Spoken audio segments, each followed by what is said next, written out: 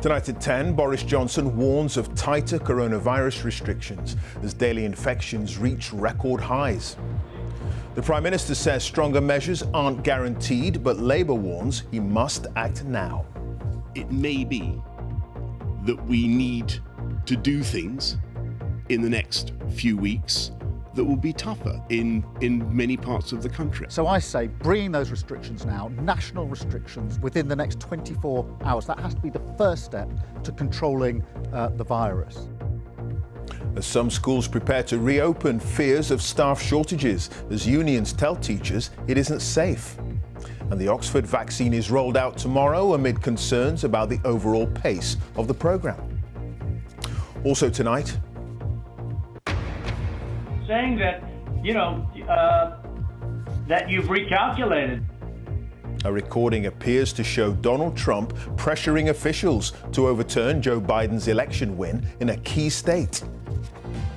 Walk on, walk on.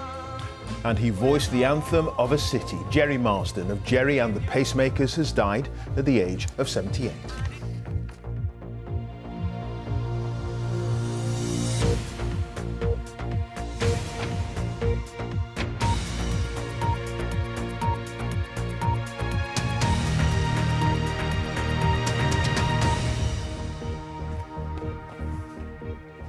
Good evening. The Prime Minister has warned that coronavirus restrictions in England may need to be tightened over the next few weeks to cut the rising numbers of infections.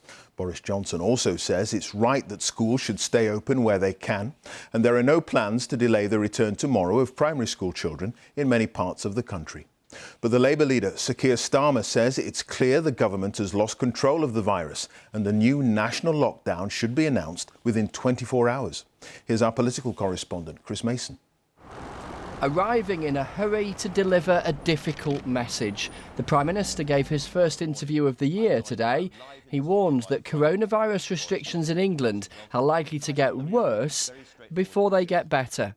It may be that we need to do things in the next few weeks that will be tougher in many parts of the country. I'm fully reconciled to that. And I bet the people of this country are reconciled to that. The Prime Minister's analysis of this pandemic from the very start has often contained splashes of optimism, but today felt different.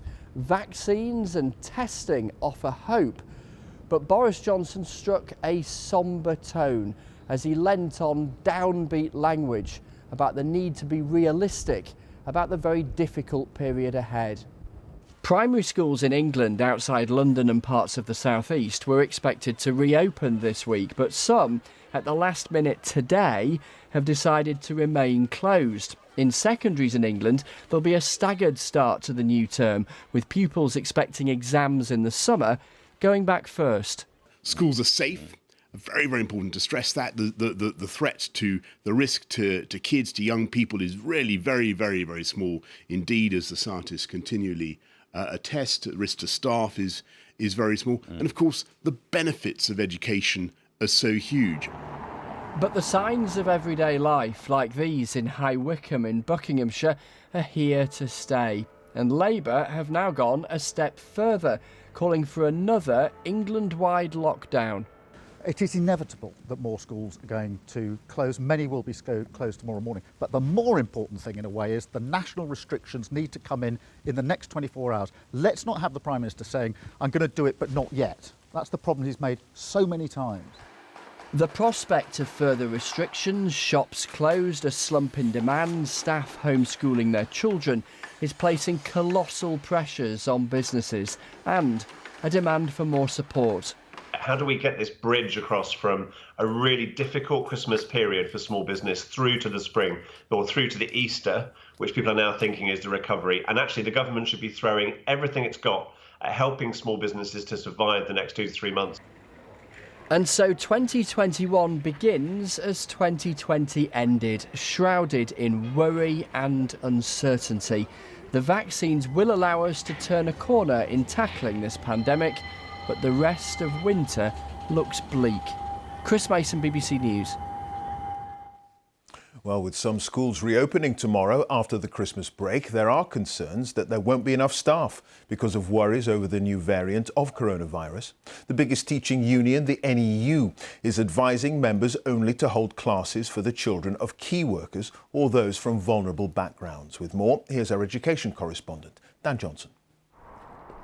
Can the virus be controlled if these classrooms fill up again?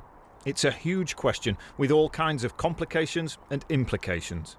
I've had 2 parents already contact me over the weekend to say that they've got concerns about bringing their children back to school. In Oxford, some parents are making their own decisions, and primary school head teachers like Lynn are grappling with tricky issues ahead of children coming back here on Tuesday. Yes, government are continually reviewing the situation, but actually I want someone to say, no, we are going to close for 2 weeks, you're going to do something really well to make sure the children learn. And that, to my mind, would be far more effective than just having this constant anxiety behind everyone's feelings. Are we going to close? Are we not going to close? But staying closed would mean childcare. It would mean learning from home and the risk that some kids miss out and fall behind. Since he started, he's learnt to read and write. We wouldn't have been able to teach him that at home. So it's amazing he's had that opportunity. So I want it to continue.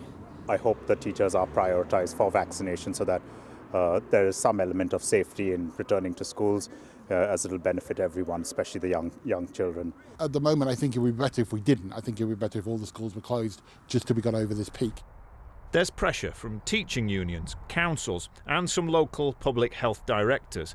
Some have already told their schools to stay closed. So the number of children who actually return from tomorrow isn't entirely in the government's hands now. Some further closures do look inevitable, whether that's through decisions made by councils or the government having no other option, and that could well last beyond these first 2 weeks. So the priority's always been to keep schools open as much as possible, but there's an argument that taking some action now could help avoid further disruption in future.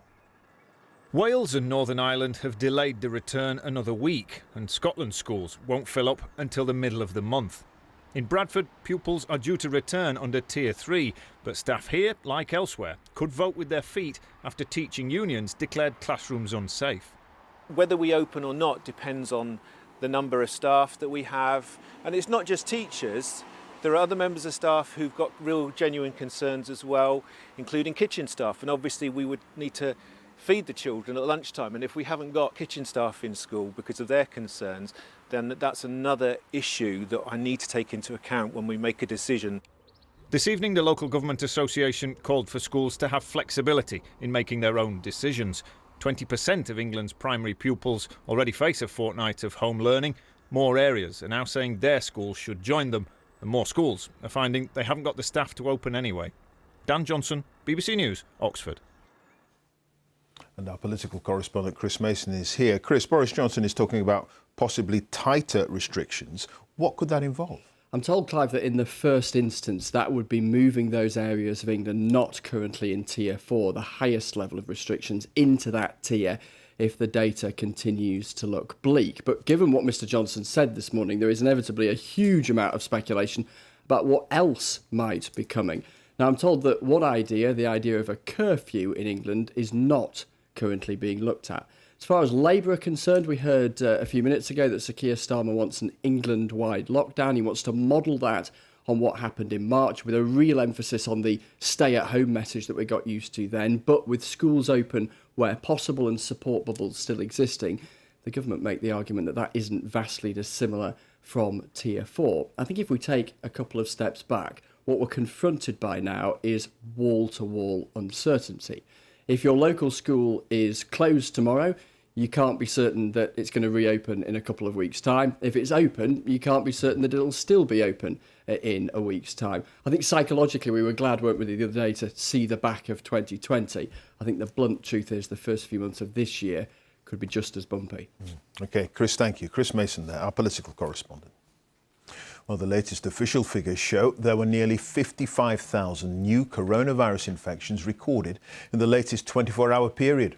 The average number of new cases reported per day in the last week is now 52,348.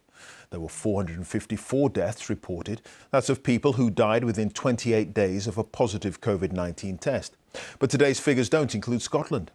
That means, on average, in the past week, 604 deaths were announced every day, taking the total across the UK to 75,024. And the Scottish Parliament is being recalled tomorrow to consider if it needs to impose tougher restrictions in the battle against coronavirus. Our correspondent, Alexandra Mackenzie, is in Glasgow. Alexandra, what can we expect tomorrow, do you think? Well, cases are rising in Scotland. That's being driven by the new variant, so is causing a lot of concern. So tomorrow, initially, Nicola Sturgeon will meet with her cabinet. Then Parliament will be recalled and they will discuss what needs to be done, first of all, to suppress the virus so that time can be given for more and more people to get the vaccine. So it does look like restrictions are going to have to be tightened in order to do that. Now, we could revisit and strengthen that stay-at-home message. That could be one of the options. Now, that's something that we've been very familiar with back in March and during the first lockdown. Now, one of the other options would be for schools. Schools already are not going to go back to classroom learning until the middle of January. That could be delayed even further, and online learning at home could be used further into the new year. OK, Alexandra, thank you for that. Alexandra Mackenzie there in Glasgow. From tomorrow, doctors across the UK will begin the rollout of 500,000 doses of the Oxford coronavirus vaccine. But there are questions over the speed at which those most at risk across the country will receive their jabs, and concerns over the government's decision to delay offering the public second doses of both the Oxford and Pfizer vaccines. Here's our science editor, David Shulman. It began with a blaze of publicity, and now the vaccination programme moves up a gear to try to protect tens of millions of people now that a second type of vaccine is about to be deployed. I hear from particularly my general practice colleagues up and down the country that they are raring to go. They're really, really busy, but they also know that this is the best thing that they can do to protect their patients. So as supply allows, more sites will be able to offer the vaccine, and that's exactly what we need to aim for. The big hope is the Oxford AstraZeneca vaccine. It's easy to handle. It doesn't need to be stored in extreme cold. And the first doses are due to be given tomorrow. So in the coming months, how will this mass programme take shape? Well, the government's ambition is that by Easter, that's April the 4th, to have reached something like 30 million people. They're the most at risk, over 50s, health and care workers and adults with vulnerabilities. That involves around 2 million injections every week, and for many people, that'll be their first dose only. All of this depends on two key factors: production, can it be ramped up sufficiently, and also delivery. Will it be smooth in this massive operation? This comes as government advisors say it's better to delay giving second doses so that more people can quickly get a first dose and at least have some protection. But Pfizer says this idea hasn't been tested for its vaccine, and some leading scientists want more research. I think it's so important that with this decision that's been made, that there are actually scientific studies that go on to look at the effect of delaying the second dose. You know, I personally think that it may well produce as good or better an immune response, but we really need to study it. Sites like this offer hope of a way out of the pandemic. The challenge now is making sure the vaccines get used as effectively as possible. David Shulman, BBC News. Details of an hour-long phone recording involving Donald Trump have been revealed, with the president apparently trying to pressure officials into overturning Joe Biden's election win in a key state. The conversation, published by the Washington Post newspaper, involves senior officials in Georgia. Well, our correspondent Lebo Diseko is in Washington for us. Now, what more do we know about all this? I mean, Clive, this is just an extraordinary call. You hear the leader of the free world essentially ringing up a top election official in this key state, Georgia, and telling him to do something about the election results because he doesn't like it. Now, in this call, you hear Donald Trump accusing Brad Raffensperger, that is the Georgia Secretary of State, of allowing electoral fraud and telling him to re-examine the election results in that state. You can't let it happen, and you are letting it happen. You know, I mean, I'm notifying you that you're letting it happen. So, look, all I want to do is this. I just want to find 11,780 votes, which is one more than we have, because we won the state.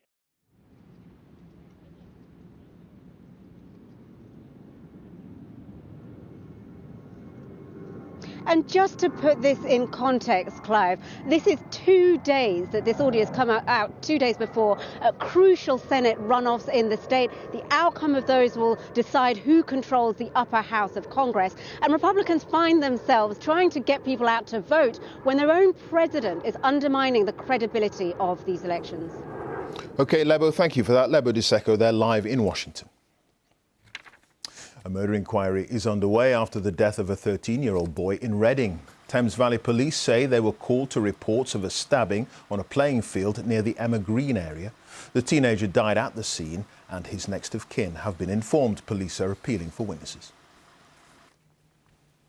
The WikiLeaks website has called for the US to drop charges against its founder Julian Assange ahead of a judge's decision on whether to extradite him from the UK to America. He's wanted in connection with the publication of classified documents 10 years ago and is currently being held at Belmarsh Prison after breaching his bail conditions 2 years ago. Our World Affairs editor John Simpson has the full story. Julian Assange set up WikiLeaks as a crusade to reveal corruption and abuses right round the world. Light them all up. Come on, fire! This, for instance, is a video of American soldiers firing from a helicopter at Iraqi civilians in Baghdad. The US military tried to keep it secret, but Assange broke their code and made it public. In 2010, he handed hundreds of thousands of US diplomatic cables and military logs to newspapers around the world, uncovering huge numbers of American intelligence secrets and agents. Soon after that, Sweden issued an international arrest warrant for Assange, alleging sexual assault.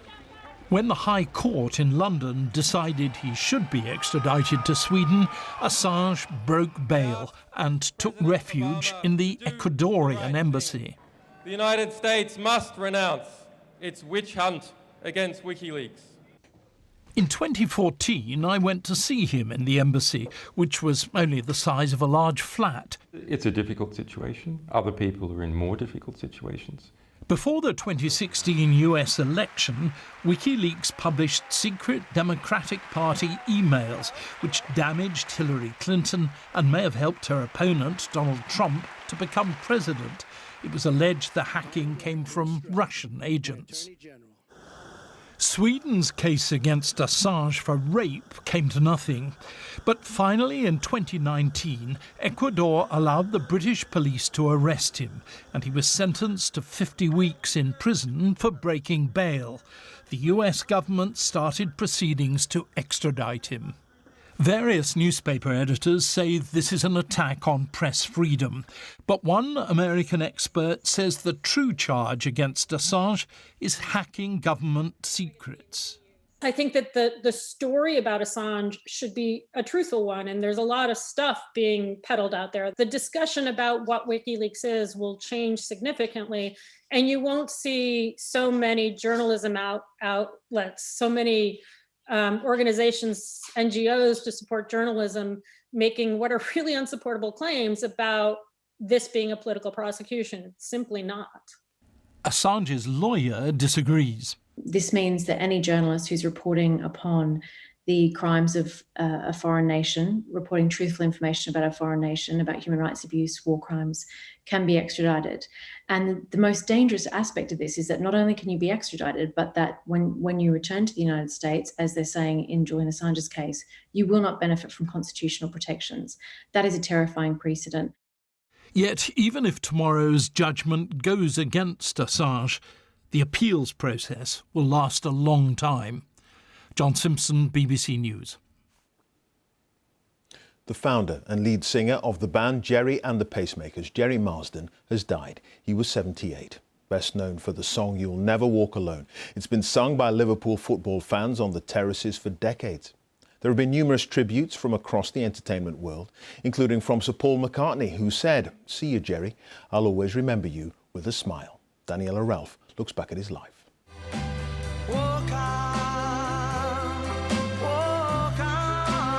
Gerry Marsden, with one unforgettable anthem. He was as much a part of Liverpool's story as the Mersey Ferry and the Anfield Kop.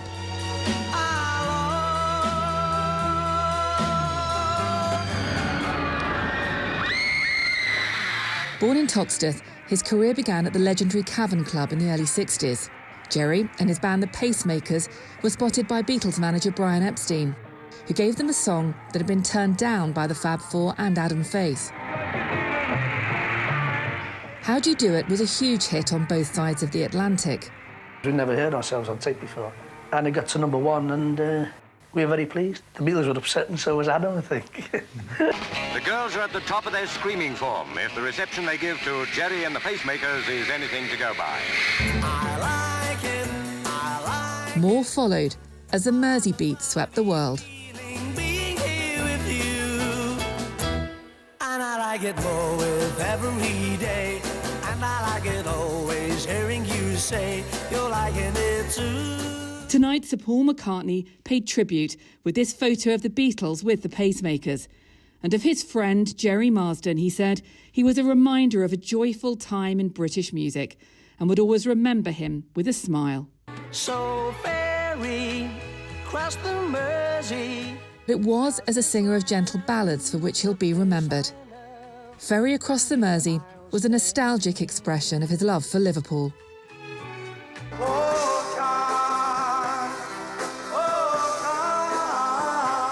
And then, with a song from a Rodgers and Hammerstein musical, Gerry Marsden struck a chord with fans at his beloved Anfield.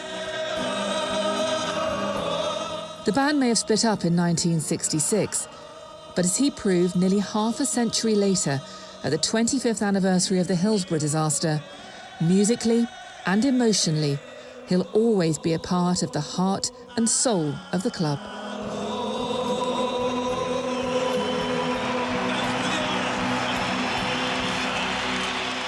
Gerry Marsden, who's died at the age of 78. That's it. Now on BBC One, time for the news where you are. Have a very good night.